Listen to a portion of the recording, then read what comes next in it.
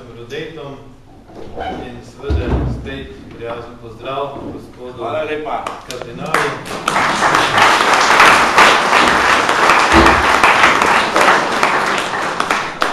Ko še nadzaj z nami po tolikih stvareh, duhovne vaje za duhovnike, pa predavanje za duhovnike, 2 in jutri zjutraj, spodaj se že vrača v Rim.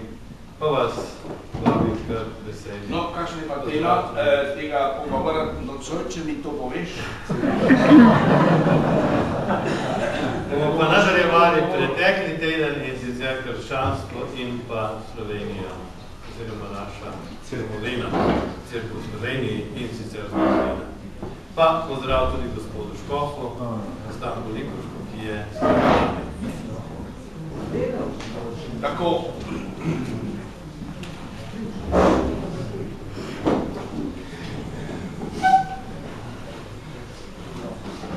Spoštovani gospodje in gospe, vsi prav lepo pozdravljeni, v prvi vrsti gospod Škof Ordinari, ko nas je obiskal pred leti kardinal Tomko za potrditev sklepov slovenske sinode, to je bilo leta 2, če se ne motim. Ne vem, ki je srečal gospoda kanonika Lipovška in je rekel, če boste kdaj iskali škofa, vojaškega škofa, izberite njega. Ja, tako je bilo, tako je rekel. Se mu zdaj, bi rekel, prav narejen za to in si dobil še nekaj boljšega, dobil si Celje. Dobro, torej, krščanstvo in Slovenija ali krščanstvo in slovenski narod. Imam 2 dela v tem predavanju. Najprej zgodovinski pregled. Jaz sem zelo usmerjen v zgodovino in tudi veliko berem zgodovinske knjige in mislim, da nas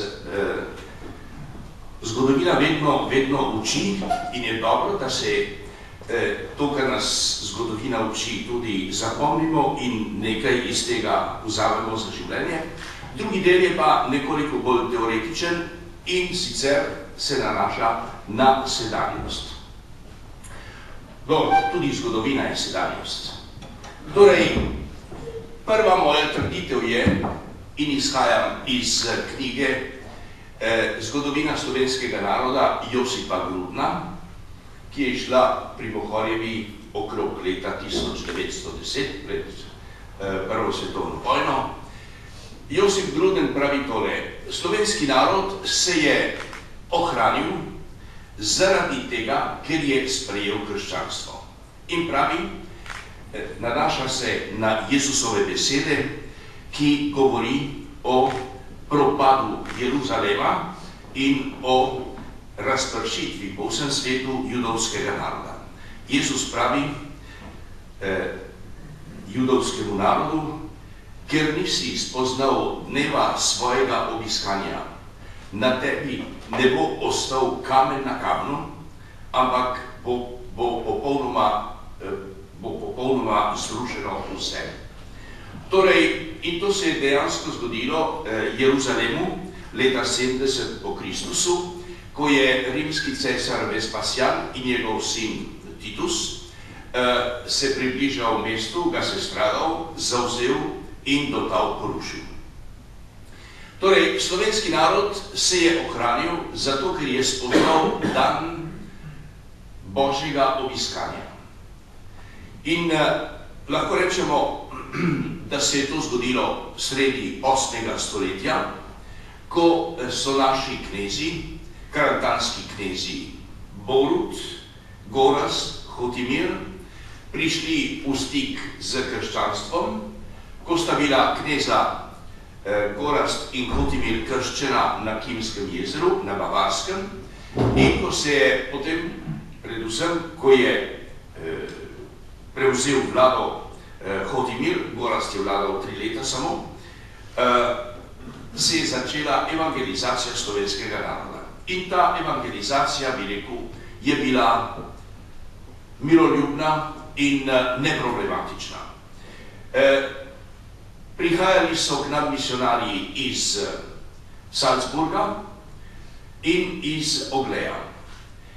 Imamo več poročil o misionarjih iz Salzburga kot iz Ogleja, kljub temu, da se domneva, da je tudi Oglej pisal zgodovino misijonskega delovanja v Sloveniji, vendar je verjetno, tako sklepajo zgodovinarji, da so tile mačarski udori, mačarski pohodi. Veste, Mačari so bili divji narod, dolga stoletja in so pustošili po Evropi. Danes tega več ne počenejo, hvala Bogu. No, in verjetno, da so se zgodovinski viri v tistem času izgubili, da so bili uničeni. Dobro, pravim, srečanje med krščanstvom in slovenskim narodom je bilo miroljubno, harmonično in brez večjih zapletov, brez večjega nasprotovanja.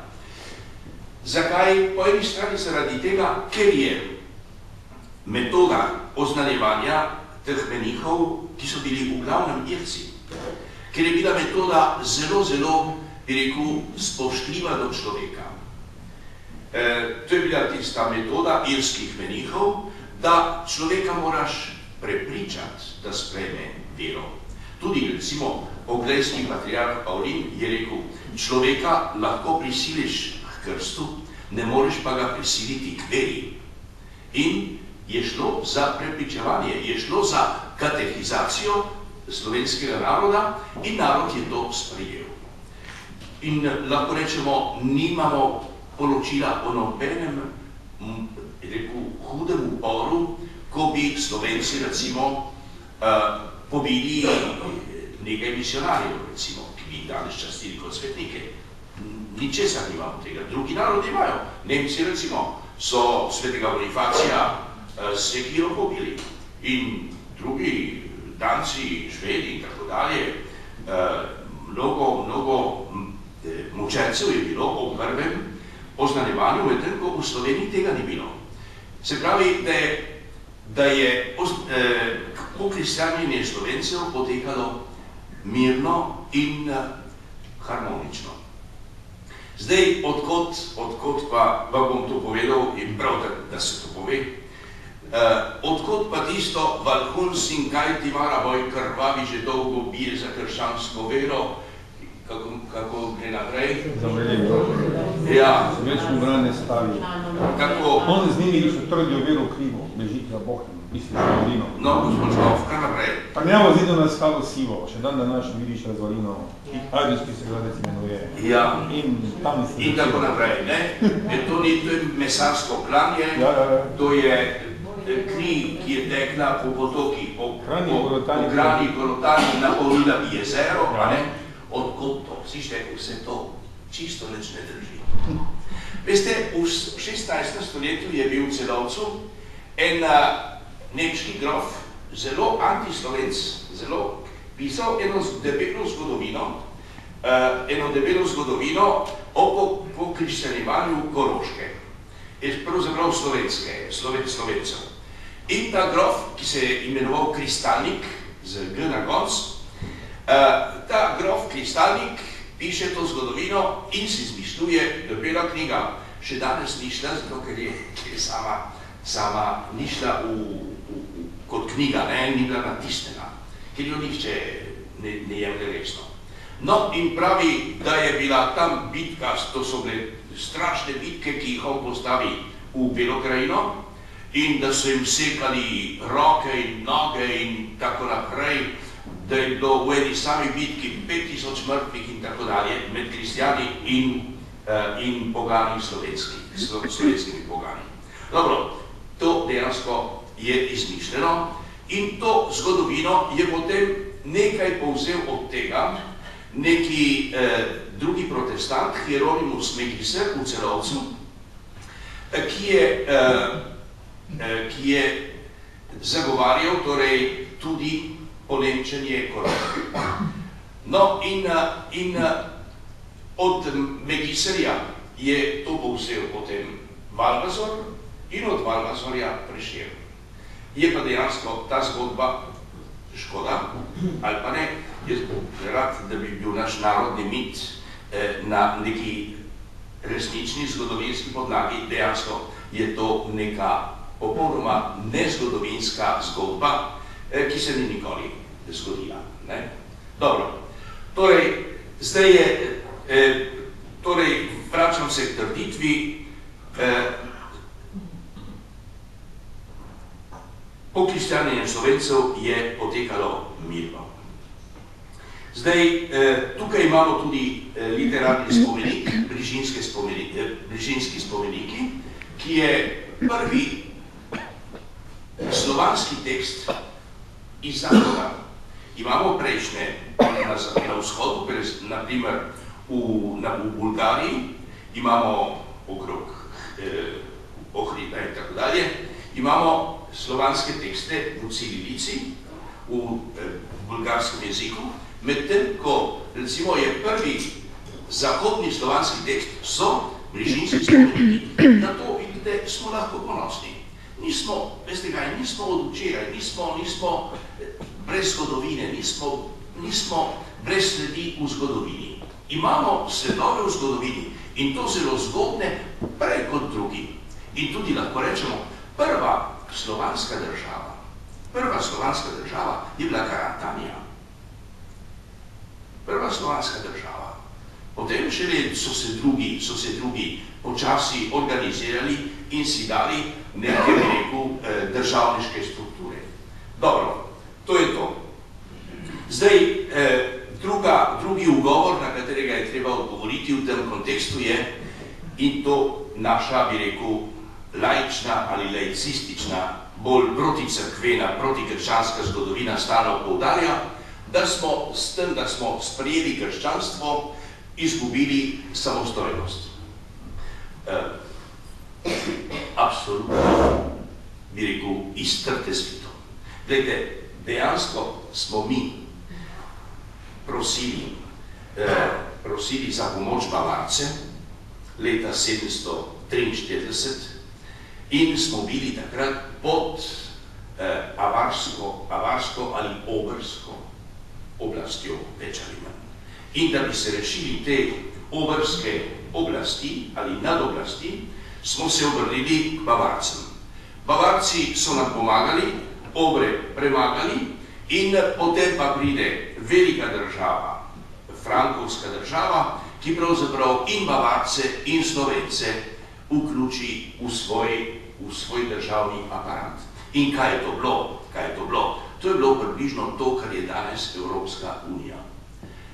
Velika državna formacija v Evropi je bila država Frankov, ki je bila takrat še eno in isto med Nemci in Francozi. Se še ni delilo. Je bila Francija orientalis in Francija occidentalis. To je bila ena država, velika država, in ki so polagoma priključevale k sebi manjše narodne, bi rekel, enotnosti, med njimi tudi slovenski narod. Na teritoriju, kjer smo bili in kjer smo še, hvala Bogu še danes, ni bilo mogoče kaj drugega. Res je, da so niže dol, recimo, Bulgari ali Srbi že začeli kasneje ustvarjati svojo državo, ampak oni niso imeli ob sebi takih sosedov, kot smo jih imeli mi. Tako da nimamo tukaj kaj žalovati, kaj si očitati, kakšno svojo, bi rekel, državniško ali ne vem kakšno nesposobnost, da nismo takrat ustvarili svoje državnosti. Tako je bilo, glede na prostor, v katerem smo se znašli in glede na naše sosede, ki smo jih imeli, veliko močnejši in bolje organizirani in tudi zelo v tesnih stikih z papežem v Rimu, je bilo normalno, da so stvari tako potekale, kot so. Drugače, gledano danes, drugače ni moglo potekati. Pač pa bi jaz rekel in mal bi, če hočete, kritiziral tele naše kneze, bodi si karantanske, bodi si kranske, ime kranskih knezov tudi, pa enega Vojnimir, poznamo. Se pravi, kako da se niso cerkveno znotraj bolj organizirali in navezali recimo stike z papežem v Rimu. Papež je rad delil krone. Kaj je to pomenilo? Če ti pošleš krono nekomu, jo je poslal recimo črnogorskemu vojvodu, jo je poslal ogrskemu kralju Štefanu, je dalo krone na levo in desno in to seveda tisti, ki ti da krono, ki te naredi za kralja, ki te prizna, od tistega si več ali manj odvisen, vsaj simbolično. Recimo, sveti Štefan, ogrski kralj, izroči svoje kraljestvo svetemu Petru. Svet Peter je shajal tudi brez tega, veste.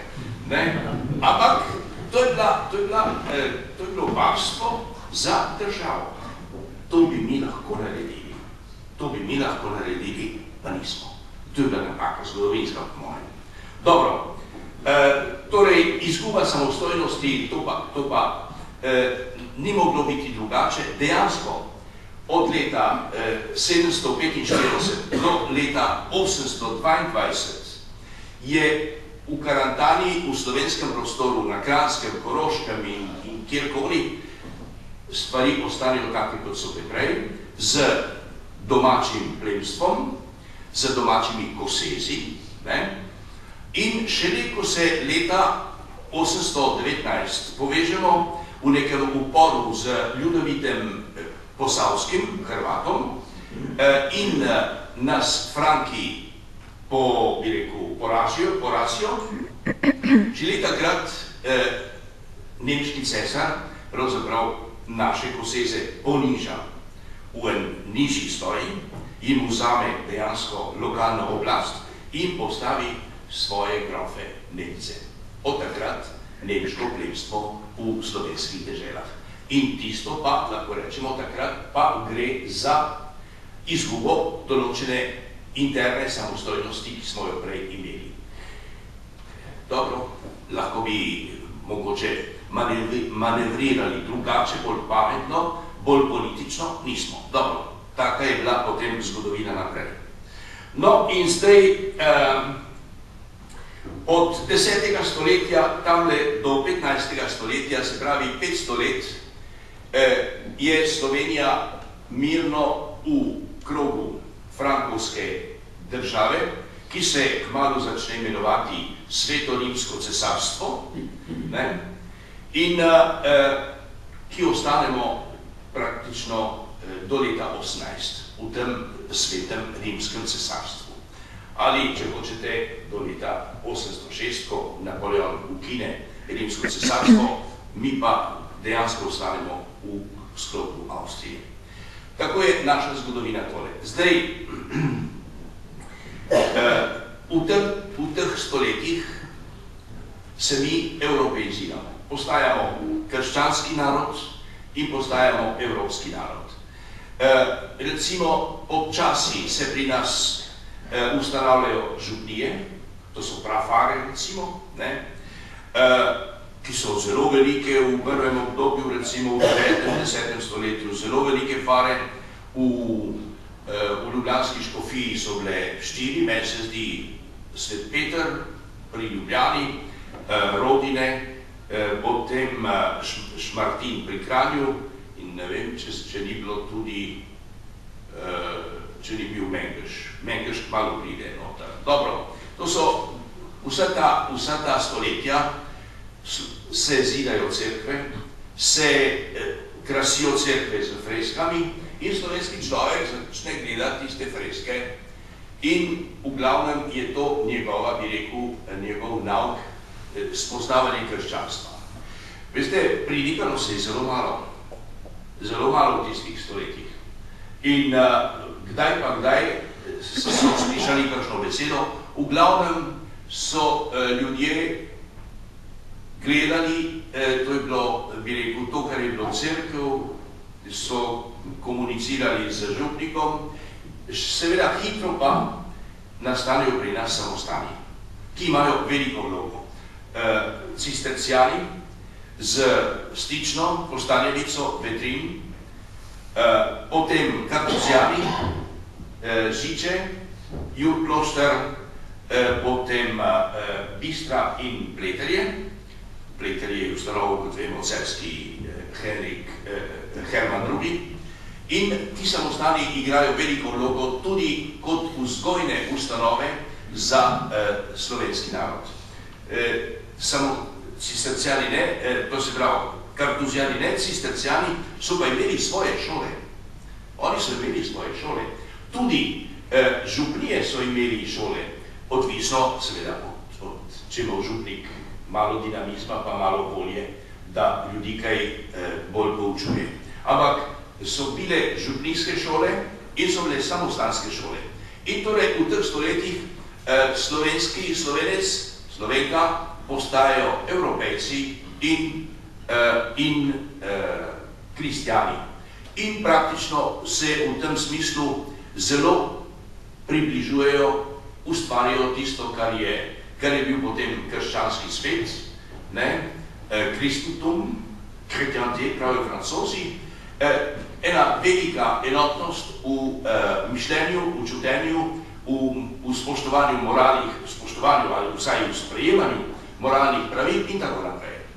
Dobro, potem zdaj 16. stoletje in protestantizem. Tukaj vam bom pa bral, da se ne bom kaj zmotil, ker je zelo delikatna zadeva in tudi malo polemična. Skozi stoletja je Slovenec slišal Božjo besedo v svojem jeziku. Med različnimi deželami in v različnih vojvodinah, Länder, je zvenela ista slovenska beseda ob nedeljah, praznikih in na romarskih shodih. To je bila tista vez, ki je ohranjala živo zavest, da gre za isto ljudstvo na Koroškem, Štajerskem, onkraj Mure, na Kranjskem, na Primorskem. Ta živa govorjena beseda je rodila narodno zavest. Naš človek je vedel, kdo je, zaradi skupnega jezika in skupne usode. In ko je te ljudi leta 1550 Primož Trubar nagovoril z ljubi Slovenci, oni vedo, da gre zanje, da so to oni. Če ne bi bilo vmes stoletij oznanjevanja evangelija v slovenščini, oznanjevanja, ki ga je vršila katoliška cerkev, slovenski človek, ki je poslušal Trubarja in njegove, ne bi vedel, o kom je govor. Ne bi razumel, da protestantski pridigar nagovarja njega. Zato je zgodovinsko povsem zgrešeno postavljati naproti protestantizem in katoliško cerkev. Če so ljubi Slovenci sredi 16. stoletja razumeli, za koga gre, če so se čutili nagovorjenje, je to po zaslugi katoliške cerkve, ki je stoletja držala živo slovensko besedo. Vete, velikokrat se predstavijo tile naši protestanti, Trubar in njegovi, kot da so oni iznašli slovenščino. Slovenščino so govorili in so jo oznanjali katoliški duhovniki skozi 6-7 stoletij, že prej. Tem bolj, ker je ljubljanski škof Tomaž Hren z dovoljenjem Svetega sedeža takoj izkoristil protestantsko literaturo in uporabljal Dalmatinovo Biblijo za oznanjevanje Božje besede. Škof Hren, velika osebnost, 32 let je bil škof, gospod škof. Jaz vam želim to milost. No, in veste, v sodelovanju z jezuitom, ki se je pisal Janez Čandek, izdaja praktično vsake 2-3 leta izdaja tako imenovano Evangelija in v listovi. In zanimivo, vsaka izdaja te knjige, ki se je brala vsako nedeljo pri maši in o praznikih, vsaka izdaja je boljša glede jezika. Mečejo ven nemške izraze in jih gredo iskat najprej po Sloveniji do Prekmurja, ko pravzaprav izčrpajo to, jih gredo iskat na Hrvaško, ali pa na Češko, ali pa celo v Rusijo. Če manjka kakšni izraz v slovenščini in tako pravzaprav ustvarijo lep jezik. Ta jezik je potem, bi rekel, slovenski človek poslušal in se je vzgajal. In tudi, dobro, da to zaključim, tako Trubar in Hren iz narodnega vidika nikakor ne stojita drug proti drugemu. Med njima je kulturna kontinuiteta, kar zadeva uporabo narodnega jezika in s tem tudi utrjevanje narodne zavesti. Veste, zadnja leta, recimo, odkar imamo dan reformacije, meni je šlo to strašno na živce, to je potvarjanje zgodovine, da je neznosno. Vsaka, bi rekel, tiste proslave dneva reformacije, kaj je bilo? Napad na katoliško cerkev. Kako je katoliška cerkev zatirala slovenščino, kako je Tomaž Hren sežigal slovenske knjige in tako naprej. Veste kaj je Tomaž Hren? Seveda, je zažgal nekaj knjig, ampak ne zato, ker so bile slovenske, ampak zato, ker so bile krivoverske, ker so bile protestantske. In isto so delali protestanti v svojih državah. Ko so sežigali knjige, ki jim pač niso pasale in so bili mnenja, da so nevarne za ljudi. En in drugi so delali, tak čas je bil, vidite.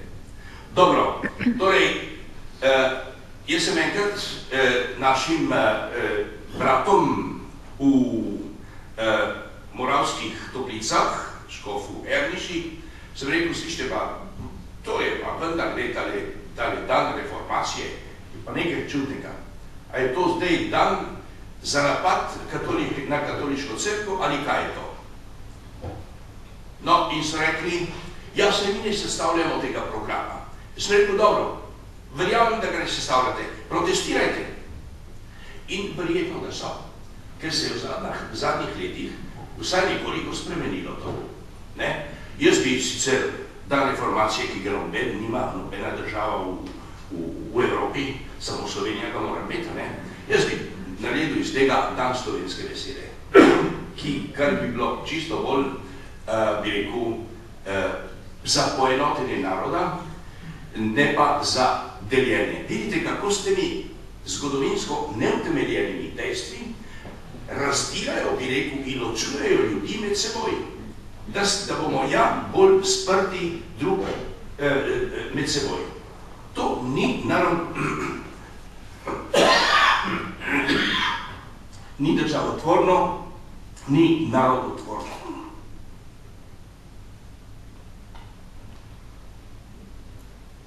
Dobro, zdaj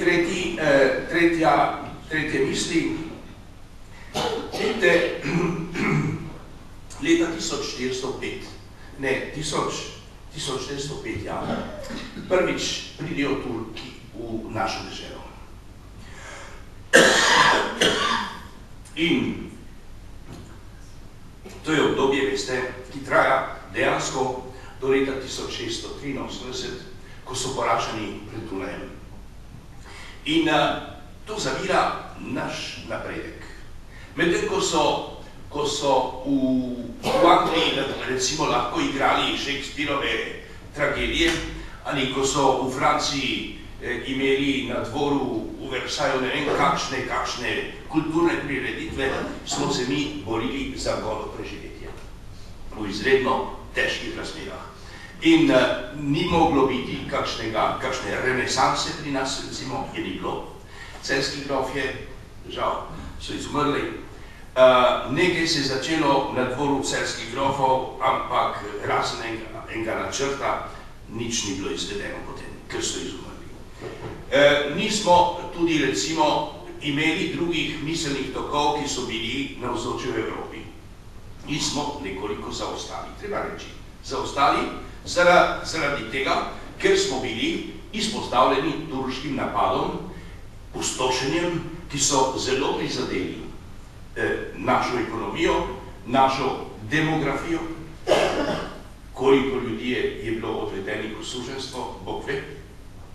No, sicer malo so pretiravali včasih, da so ustvarjali čustva usmiljenja, ampak gotovo, da več 10.000 ljudi je bilo ali pobitih ali odvedenih v služnost dol. Mogoče v Bosno ali pa do Turčije dol. Dobro. Šele potem, vidite, potem lahko rečemo, se začne en razvoj v Sloveniji, ki, treba reči, ga nekako vodi katoliška cerkev. To je, v Ljubljani imamo Akademija Operozorum, to so znanstveniki različnih poklicev, med njimi je veliko duhovnikov. Tu so potem razne nove stvaritve, recimo en arhitekt Gregor Maček, ki naredi cerkev na Dobrovi, ali v Tuncah, ali Šmarna gora, meni se zdi, da je tudi Sladka gora, če se ne motim, od Mačka. In to slovenski arhitekt zelo nadarjen in že odraža, bi rekel, tisti evropski ambient, evropsko atmosfero, ki jo imajo više gor v Avstriji ali tudi na zahodu v Evropi. No in potem so tukaj prvi prevod, po Dalmatinu prvi prevod Svetega pisma, Japelj, Kumerdej in krog duhovnikov. To na pobudo ljubljanskih škofov. Potem so tukaj še, bi rekel, še druge iniciative in lahko rečemo, da gre tukaj za ustanovo, bi rekel, stvari, ki so zelo, zelo pomembne kot vzgojne ustanove, recimo jezuitski kolegiji pri nas v Mariboru, v Ljubljani, v Gradcu, v Celovcu, v Gorici. Jezuiti odigrajo tukaj izredno pomembno vlogo kot vzgojitelji slovenske mladine, višjih slojev, tistih vladnih slojev. Medtem ko recimo se zelo razvijajo ljudski misijoni in tu so recimo zelo aktivni frančiškani, kapucini, minoriti in tukaj se slovenska, bi rekel, zavest narodna se utrjuje in dejansko gre zelo hitro naprej. No, imamo v Ljubljani recimo Alojzjevišče, ki ga je ustanovil škof Wolf, potem Marjanišče tudi, škofijska ustanova, v Mariboru je bil zavod svetega Alojzija, od jezuitov, če se ne motim. Dobro. Se pravi, vzgojno delo, ki ga vrši cerkev, je izredno velikega pomena za slovenski narod. In kaj naj tukaj še rečem, da je potem en velik škof, ki je bil tukaj doma iz Mute, misija, ki leta 892 organizira prvi katoliški shod, ki ima odličen program, politični in socialni program. Odličen. No in misija, škof Jakob misija je bil izredno daljnoviden človek in je pripravil zelo nadarjene, zelo sposobne ljudi, jih je pošiljal ven na tuje univerze in ko je za njim prišel leta 898, za njim prišel škof Jeglič, Jeglič je imel dejansko že formirano ekipo najboljših sodelavcev. Janez Evangelist Grek, Ušeričniki in tako naprej, Lampe, Jeraj in tako dalje. Dobro. In potem lahko omenimo še, dobro, tale ločevanje duhov, veste, Mahnič, misija je zelo, ne rečem, forsiral, promoviral Mahniča, ki ima v svojo revijo, in ki ga danes omenjajo kot tistega, ki je povzročil ločitev duhov v slovenskem narodu. Veste kaj, to, če berete tiste časopise tistega časa, treba reči, da je bil boj kar zelo oster. Tako Mahnič kot liberalci, veste, si niso prizanašali in so sekali drug po drugem z veliko, bi rekel, z veliko energijo, z velikim prepričanjem in včasih tudi manj elegantno. No, sicer pa jaz ne verjamem, da je velika ločitev duhov nastala z Mahničem. To je bilo pač, veste, splošni pojav v Evropi. So se delili, stranke so nastajale, ene s krščansko, bi rekel, usmeritvijo, druge bolj liberalne in to se je dogajalo tudi v Sloveniji. Tako da tisto je bilo dejansko en splošen evropski politični pojav, ki je segel tudi na naše bi rekel, ozemlje. Resnična delitev duhov, veste, so huda java, pa Kočevski Rok, pa Hrastnik. To je ločitev duhov, veste. In to, kdaj bomo to preboleli, to je pa drugo vprašanje. Dobro. No, zdaj, jaz bi rekel, če zaključimo ta prvi del, lahko rečemo, krščanstvo oziroma katoliška cerkev je bila v zgodovini našega naroda dejavnik napredka. Prvič, da smo se sploh ohranili. Drugič, da je ta narod napredoval, cerkev je vzgajala ta narod in mu je omogočila tako kulturni, kot tudi gospodarski in tudi politični napredek. Veste, da so recimo naši duhovniki z Antonom Korošcem, Kregom in drugimi, Klun, pa tukaj na Štajerskem jih je bilo en cel kup, en Trsteljak recimo in tako naprej, da so bili zelo navzoči v politiki, v stari Avstriji recimo in tudi v prvi Jugoslaviji in da so dejansko veliko naredili za narod in mogoče težili k temu, veste, da bi vzgojili tisti idealni tip Slovenca, v katerem, bi rekel, bi se vsi radi prepoznali. Se pravi, poštenost, delavnost, resnost, zvestoba, dobrosrčnost, smisel za druge in tudi volja priti naprej, volja napredovati tudi gospodarsko in tako dalje. Mislim, da se več ali manj vsi želimo identificirati s tem tipom Slovenca, ki ga je dejansko katoliška cerkev skozi stoletja skušala ustvariti med nami. In marsikje in marsikdaj je to tudi uspelo. Sedaj pa bolj teoretičen del za sedanjost. Kot pravi kardinal Ratzinger, krščanstvo ni išlo iz Evrope, toda prav Evropa mu je dala svojo najbolj učinkovito intelektualno in kulturno podobo in ostaja torej na poseben način povezano z Evropo. No in Janez Pavel II je leta 1991, se pravi v tistih letih po padcu komunizma, na nekem simpoziju, ki smo ga organizirali mi, Papežski svet za kulturo, je rekel tole, govori o evropski kulturi. Evropske kulture ne moč razumeti brez omembe krščanstva. Evangelij je njen temelj, evangelij, ki so ga neutrudno oznanjali in močno živeli neustrašeni apostoli in nešteti verniki skozi 20 stoletij. Evropa, ki jo je oblikovala oživljajoča Božja beseda, je odigrala edinstveno vlogo v svetovni zgodovini in njena kultura je močno prispevala k napredku človeštva. Drži. Dinamizem krščanske vere je v evropski kulturi razvnel izredno ustvarjalnost. V svetovni zgodovini je mnogo izginulih civilizacij, bleščečih kultur, katerih sijaj je že zdavno ugasnil.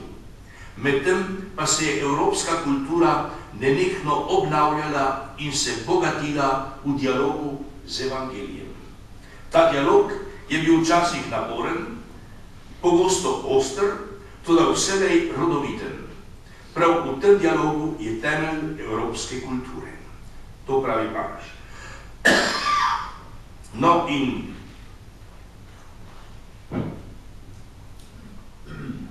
kar zadeva Slovenijo, je Janez Pavel II. V svojem prvem obisku leta 1996 rekel tole. V vsakem resničnem srečanju med evangelijem in določeno kulturo se sproži proces očiščevanja in razvoja, ki časom razodene dotlej neznane možnosti te kulture. To se je zgodilo tudi v srečanju med krščanstvom in slovenskim ustvarjalnim duhom. Oprostite, ta gripa me daje. Vaši predniki so v Jezusu Kristusu spoznali svojega odrešenika in v stiku z evangelijem se je polagoma poglabljal njihov moralni čut. To je važno. V motrenju Božjega in človeškega lika Jezusa Kristusa se je izostrel njihov čut za lepoto. To je Plečnik stalno ponavljanje. Slovenski človek je dobil čut za lepoto v cerkvi. O tem pričajo številne cerkve in znamenja, ki dajo edinstven čar vaši pokrajini. O tem priča bogatstvo vaših ljudskih pesmi, ki so pogosto prežete z versko vsebino. O tem govorijo zakladi vaše cerkvene glasbe. Krščansko obzorje je v ozadju vaših pesnikov in pisateljev. Nobena religija ni, bi rekel, pomenila in ne pomeni toliko, kot pomeni krščanstvo, za promocijo človeka, za spoštovanje človeka, za spoštovanje njegovega dostojanstva, njegove svobode. Ravno s temi temeljnimi, bi rekel, načeli, ki jih ima krščanstvo, da svetni vladar nima kaj govoriti o duhovnem svetu. Pustite to cerkveni oblasti. Cerkvena oblast ima pravico in dolžnost, da o tem govori. Politika se naj ne vmešava v cerkvene zadeve. Kot tudi cerkev naj ne sili v politiko. Direktno v politiko. Ne? Dobro, zdaj smo pa tukaj pred nekim paradoksom, da ta Evropa pravzaprav danes krščanstvo odklanja. Krščanstvo nasprotne ideologije, kot so materializem, komunizem je praktično stvar preteklosti, nihilizem, sekularizem, hedonizem, vse to pravzaprav se danes širi in se je uveljavilo v Evropi in vidimo, da je dosti agresivnosti do religije in posebno do krščanstva. In naši mediji, recimo, stalno napadajo cerkev negativne. Če je kaj negativnega, boste gotovo jutri zjutraj lahko brali v vseh časopisih. In pravzaprav gre tukaj za nepošteno obravnavanje nekega fenomena. Sicer pa, jaz bi rekel, je pa razlika med pravoslavnimi in katoličani. V Rusiji ali pa v Srbiji, ali pa v Bulgariji, ali pa v Romuniji nimate takih napadov na pravoslavno cerkev. Nasprotno, spoštovanje. Medtem ko katoličani, naši, recimo, napadajo katoliško cerkev in če je kaj negativnega, takoj bo v poostreni, bi rekel, besedi tisto izraženo. To je nekaj čudnega, ki se, ne vem, kako se to razlaga. Jaz bi sicer nekaterim novinarkam pri nas, ki so po mojem pravoslavnega izvora, naj kritizirajo svojo cerkev, če hočejo, katoliško cerkev naj pa pustijo pri miru. Vidite, dejansko Evropa odklanja svojo krščansko preteklost. V Evropski ustavi ni bilo mogoče omeniti krščanskih korenin evropske kulture. Evropa v svoji zakonodaji se vedno bolj oddaljuje od krščanskih moralnih norm. In recimo tudi vedno bolj se zakrivajo ali izginjajo krščanski simboli in krščanski prazniki. Recimo, ne boste našli križa na javnem prostoru v Franciji nikjer. V Italiji so ga ohranili, ker je Evropsko sodišče to potrdilo in sicer prvič zavrnilo, da morajo iz vseh javnih prostorov umakniti verske simbole, se pravi križ. In potem je italijanska vlada protestirala in zanimivo, kdo je podprl italijansko vlado? Vse pravoslavne dežele. Vse pravoslavne dežele Evrope. Slovenija tega ni naredila. No, in potem je to, bi rekel, razveljavljeno, tako da križ, simbol krščanstva lahko ostane v javnih prostorih v Italiji. Potem tudi smešenje, karikature in tako naprej. Bog ne daj, da bi vi objavili kakšno karikaturo, kaj svem, o islamu ali o Mohamedu, kaj takega, ne boste prišli do postaje. In pri nas pa vse potrpimo, vse prenesemo. Tudi recimo za muslimane, ja, čim več svobode za muslimane, medtem ko v celi Saudski Arabiji in v še drugih arabskih deželah, muslimanskih deželah, ni ene katoliške cerkve, pa je milijone katoličanov tam kot tuji delavci, recimo, iz Filipinov in tako naprej.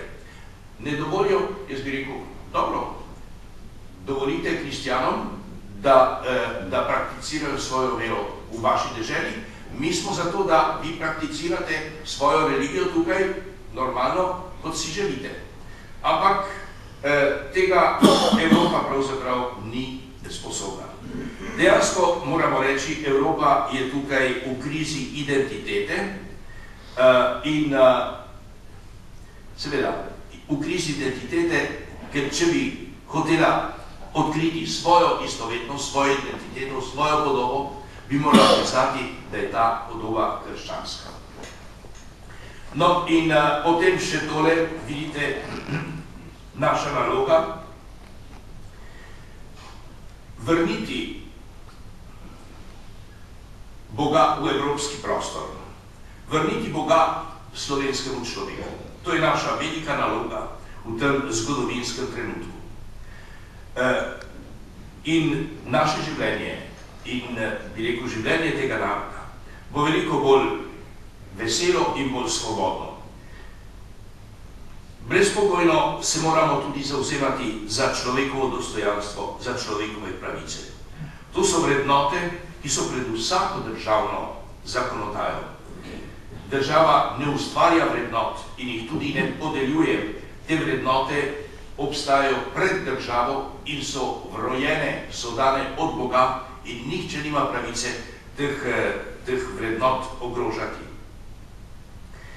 Človekove pravice so neodvisne od politične odločitve in nas navezujejo na stvarnika. Samo on lahko utemeljuje vrednote, ki so nedotakljive in nihče nima pravice, da jih krši. No in lahko rečemo tudi naša naloga v tem je, da se borimo za to, da se krščanska načela, kolikor mogoče, načela niso nič posebnega, to je naravni zakon, to gre za splošno dobro in za naravni zakon da se mi tudi v javnosti zavzemamo, da ta, bi rekel, zakonodaja prevladuje tudi v javnosti. In še to bi dodal tukaj, vidite, to, kar nam je rekel Janez Pavel II. V mariborski stolici, v tistem govoru, ki sem ga že omenil. In s tem bom tudi končal. Naj vas spremlja zavest, da je bila krščanska vera v dolgi in nelahki zgodovini Slovenije bistvena sestavina njene kulture.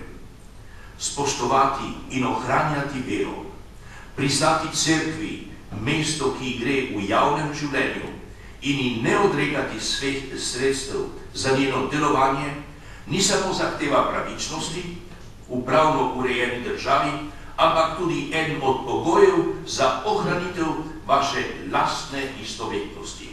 Zvestoba tej kulturi, prežeti s krščansko vero, je najboljše jamstvo za vašo prihodnost. Tako Janez Pavel II. Hvala lepa.